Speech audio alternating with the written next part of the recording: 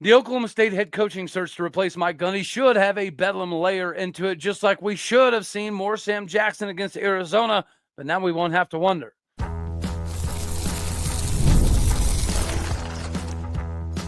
You are Locked On Oklahoma State, your daily podcast on the Oklahoma State Cowboys, part of the Locked On Podcast Network, your team every day. Howdy, y'all, and hello, all. Welcome back to Locked On Oklahoma State, your top stop for all things Cowboy and Cowgirl related. My name is Cody Stovall. I want to thank you kindly for stopping by to make this your first listen.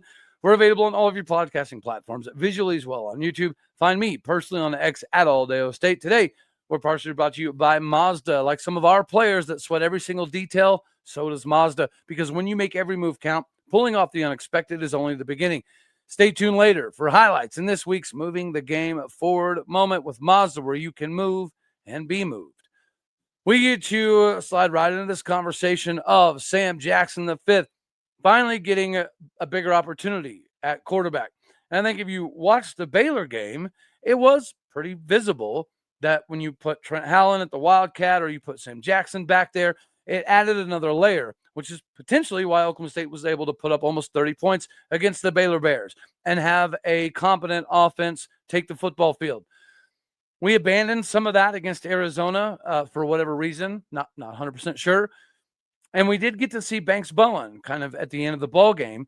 And to me, it did look like that Banks is athletically gifted enough to play at this level, but also the processing of information was a little bit more advanced than Banks Bowen is currently ready for.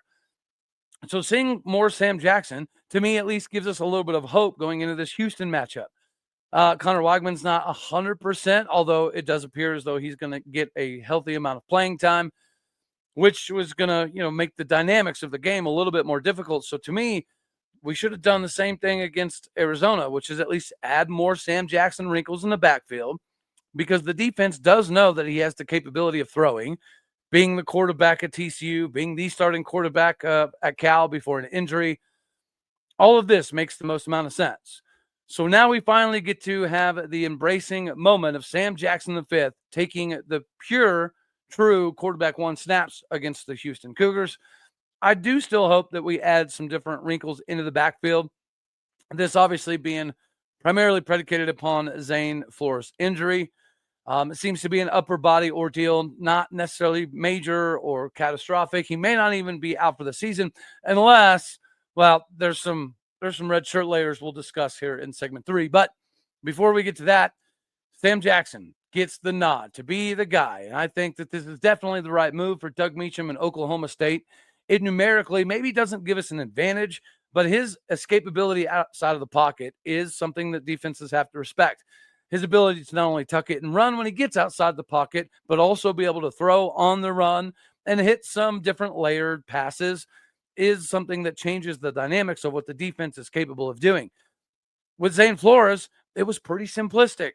You put 7-8 guys in the box and you have a couple pin their ears back and consistently get after Zane, make him speed up his process, make him go through his reads a little bit quicker, make him change his foundation, make him try to get outside of the pocket, knowing that you're just going to kind of bait him into somebody that already has contained to clean up the backside. All of that becomes much more difficult when you have a Sam Jackson at quarterback. Somewhat reminiscent to what we saw with the brief moments of Hauss Hejny at quarterback. Defenses could not just pin their ears back and plan on stuffing the box and getting enough pressure within, enough seconds to make life super complicated. With Sam Jackson in the backfield, they have to respect the fact that they cannot just automatically come blazing through the holes. They've got to contain.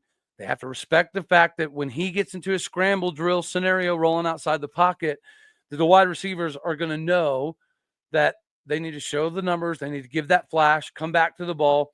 And that is typically when you see the defense be at a disadvantage.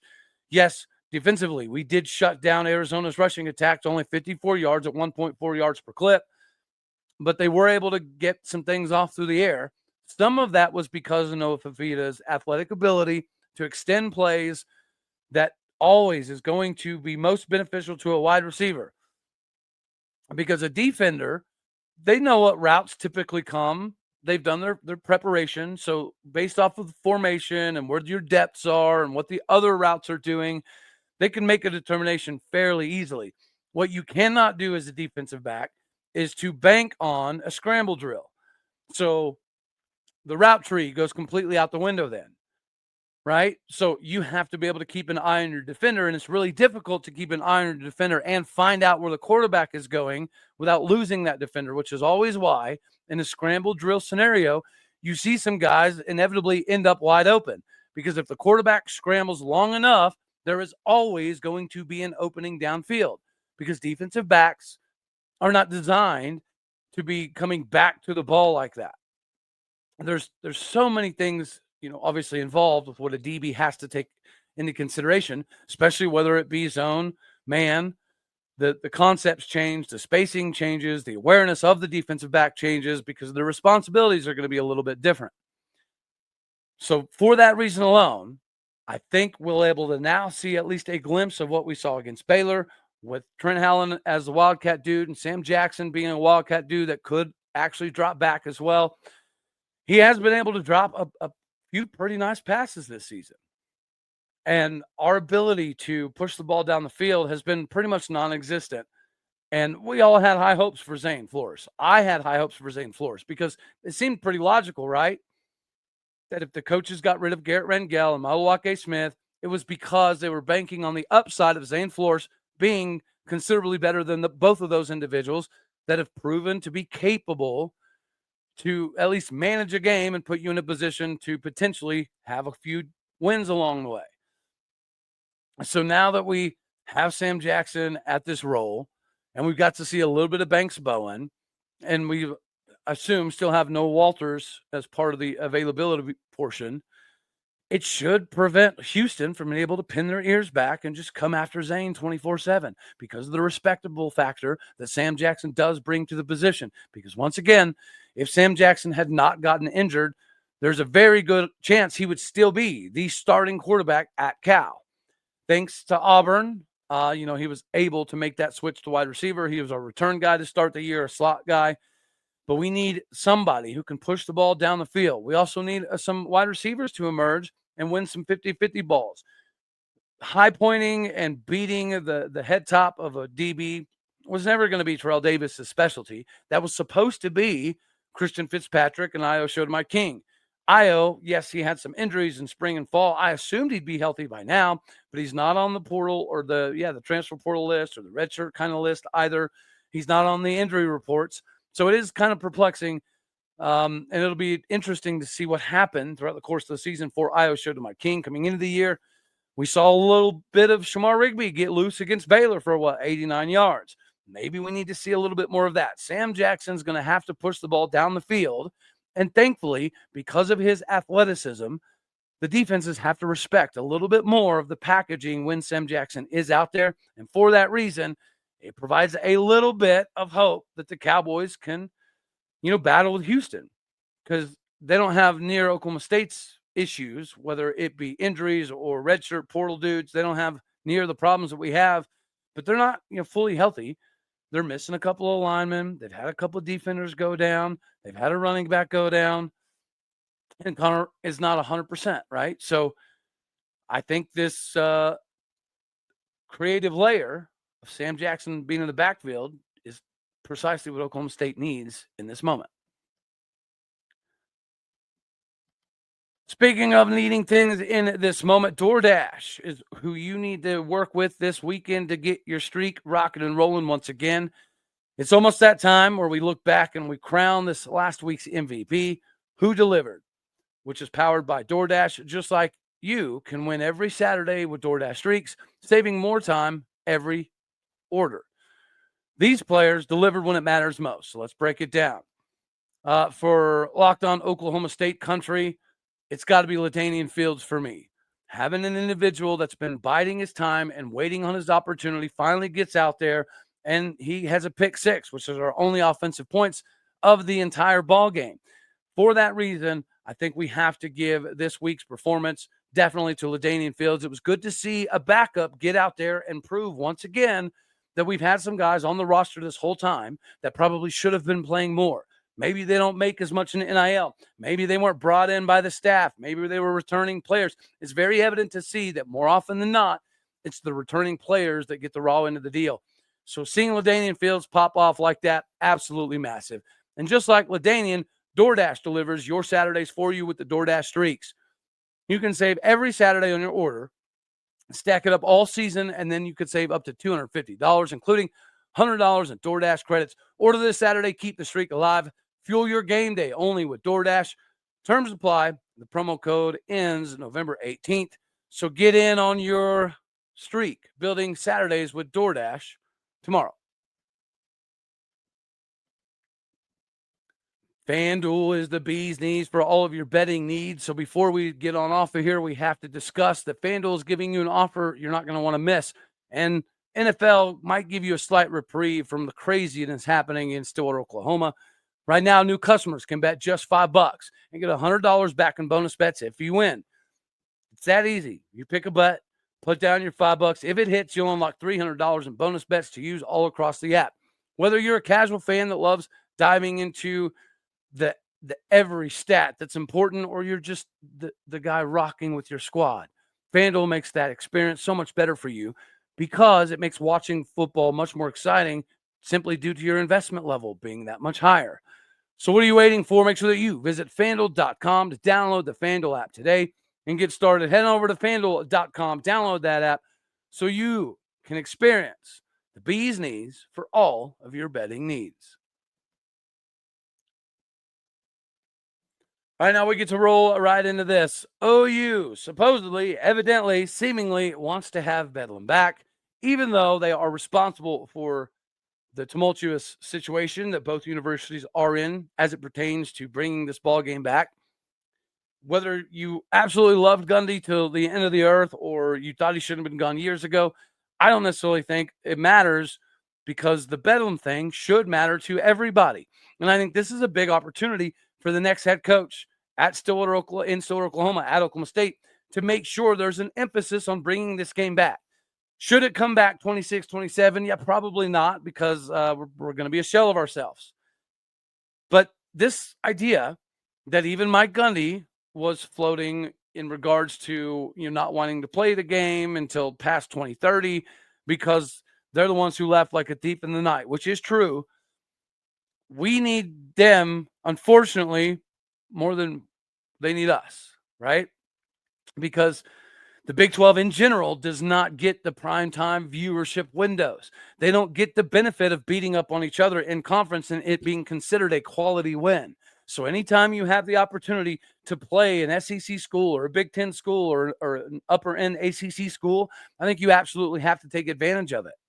And likewise, OU knows that it's beneficial for not only the state of Oklahoma, not only for recruiting, and I think that might be part of this. Up until us firing Mike Gundy, we were destroying OU in in-state recruiting. And I know I've had some people in the comment section, Sooners fans, disagree with this, but you can't, right? The number one player in the state of Oklahoma, committed to Oklahoma State, the number one running back, the number one safety, the number one linebacker.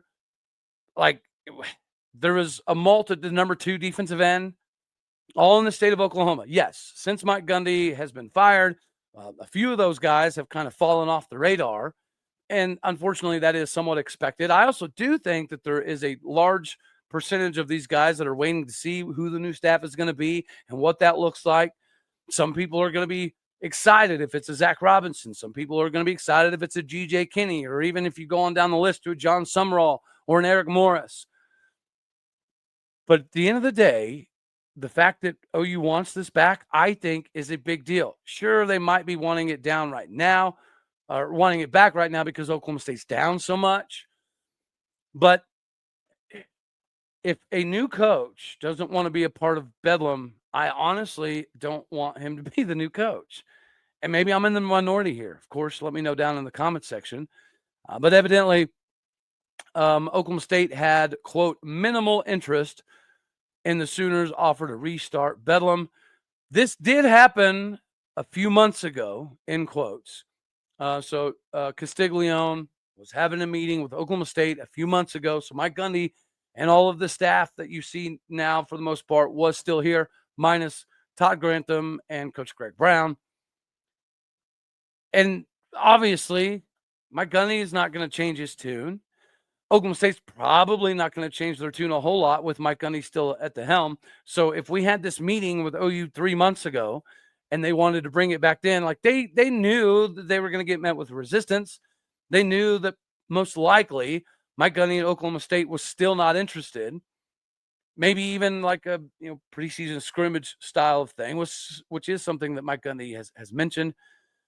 Maybe that was a bridge that could have been mended. However, no matter any which way you look at it, to me, it's not beneficial for Oklahoma State to be turning this game down. I think that we need all of the non-conference heavy-hitting matchups that we can physically possibly get. So whether that be with OU or Alabama or Oregon or Nebraska, these are the games that I think we absolutely must hang on to. The rivalry building in the Big 12 is not an emphasis, clearly. If it was, maybe they'd be building something with Oklahoma State and Utah, or perhaps we'd be having Texas Tech on the schedule each and every single year. Those things aren't happening. And we all know the perception angle does, in fact, matter, because the voting, the AP poll, and some of that is predicated upon just the popularity contest. Like, it's no secret that a good number of the AP poll voters, they don't watch a lot of games outside of their conference affiliation. So it's hard to knock them on that. But it is still part of this conversation. And whenever the SEC beats each other, they get the benefit of, it's the inter-conference losses that are the most difficult. The Big 12 doesn't get that. When Arizona State plays TCU or Texas Tech's playing Arizona State or a BYU, it's not viewed the same. And whoever loses those games is always viewed more negatively. So the more opportunities we have against an OU level school, I think is absolutely crucial to Oklahoma State getting itself back to the levels that we're used to, at least in our generation. This is foreign territory to see Oklahoma State this horrendous, especially in football. But again, if this conversation happened a few months ago, OU didn't know we were going to be terrible. OU didn't even know if they were going to be good or not. So we need to dispel the myths that OU is waiting while we're terrible before they're wanting to have this conversation. But I think it was always not a great look for Mike Gundy saying in the ways that he did that he don't wanted no part of Bedlam anymore. And he didn't care if we played him, and he doesn't think that we should be playing him. And I always thought that was not, it wasn't good. I thought it was kind of weak. And yeah, you don't typically make a habit of running back to your ex when they leave you. I get that. But they can still be down for a good time. That's what Bedlam can be. It's what Bedlam should be. Because if we're looking to make an ascension back into Big 12 title contention and some of those coveted CFP slots, no matter what if it's 14 teams, 12 teams, 16 teams, that's almost irrelevant. The Big 12, because of perception, is typically only going to get one team in. As much as I hate to acknowledge that, it is what it is. And it's because our schedule is never viewed as favorably as the SEC and the Big Tens. So whenever you have those games and you win those games and you beat those teams, it instantaneously gives the Big 12 the credit that it needs. And just like this year, if Arizona State wins the Big 12, in my opinion, what most national pundits are going to reach to is, but they lost to Mississippi State. And I think, unfortunately, that is fair. If Cincinnati wins the Big 12, same concept. But that's the team that lost to a mid-level Nebraska. Those are the perception things that the Big 12 needs to try to break away from. And in my opinion, the only way that happens is if you schedule more difficult teams and you start beating those more difficult teams. If we have a non-con record of 4-1 or 5-1 against the SEC, that is going to carry a lot of weight. If we can do it repeatedly year after year, we can chip away at this narrative that only the Big Ten and SEC losses are beneficial, because Big 12 losses are not viewed as beneficial. So to me, there's a lot of reasons we need this game back. And I'm hopeful that the next head coach not only recognizes this, but hopefully they make a concerted effort whenever they do get the job or they get in to say, okay, give me 2 years to get this thing back on track. And once that happens, from 2027 on, we need to be going hardcore after OU, because we need that game more than they need this game. It's fair to acknowledge that. And I think it's probably not advantageous for us to continuously say no. If this meeting happened and OU does in fact want to bring this back, hopefully the next coach is paying attention to that, and it's something that he could jump in and instantaneously provide some more hope for. When looking for inspiration, sometimes you just got to drive the right vehicle. The inspirational vehicle today we're talking about is, of course, Mazda. This episode is brought to you today by Mazda's Moving the Game Forward moment. For those who believe that it's not just always about playing the game, it's about redefining it when possible, there are moments that do push points on the board and beyond. There are moments that move crowds, that move culture, and keep the game moving forward itself. There's big moments that define the games, the team, etc. And even whenever we have downtrodden seasons like we're currently experiencing, how they keep themselves moving forward together matters. The foundational building blocks for Oklahoma State moving forward, it matters, maybe now more so than ever. This is where Mazda also likes to stay connected, to keep you in the right frame of mind, to give you the right peace of mind that you're driving the right vehicle. When you follow what moves you, the unexpected is only the beginning. And just like there's more to every single highlight, there's also more to every single Mazda vehicle. Make sure that you go check out Mazda today, where you can move and be moved by Mazda. So we have more portal entries after David Kabongo, after Josh Ford. Now we also have Cam Epps. And when you look at the availability report for Oklahoma State in this upcoming ball game, I think there's a ton of validity to the fact that a lot of this is portal related, right? So who are listed as out right now for Oklahoma State, wide receiver, slot receiver, DeJuan Lofton, who we really haven't seen all season. So there's probably some viability to it being an injury. Hauss Hejny, we know that's injury related. Dylan Smith, portal. DeAndre Boykins, portal. Darius Thomas, portal. Josh Ford, portal. Shea Frybaum, portal. Louis Canepa, injury. Markel Samuel, injury. Matrell Lopez, injury. Deshaun Brown, injury. Oscar Hammond, injury. Jaleel Johnson, injury. Doubtful. Zane Flores and Tajay McCoy. Zane's probably going to miss at least a couple games. And then when you get to Houston's, it's probably a little bit more indicative of not necessarily portal-related things. But what I wanted to hit on here is, and as we discussed previously, there was some guys like Brian McCoy that were hoping to be able to redshirt and stay in Stillwater for the new staff. Obviously, that did not work out. He was told no.